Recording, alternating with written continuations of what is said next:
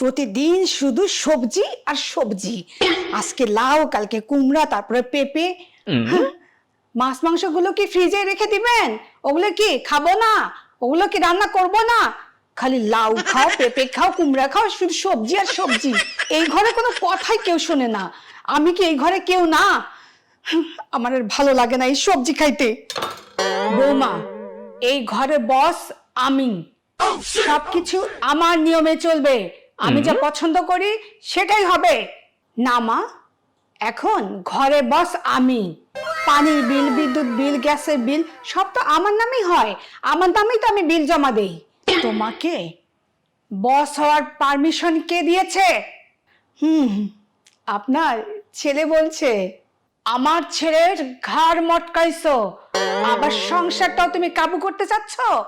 কাবু না মা, আপডেট করছি। আপনার নিয়ম পুরনো হয়ে গেছে। পুরনো মানে? এসব কি বলছো তুমি? কেন মা, মানে বুঝলেন না? আপনি চান হাড়ি পাতিল দিয়ে জীবন কাটাতে, আর আমি চাই মাইক্রো ওভেন দিয়ে জীবন কাটাতে। হায় আল্লাহ, আমার ঘরটা রেস্টুরেন্ট বানা ফেললা।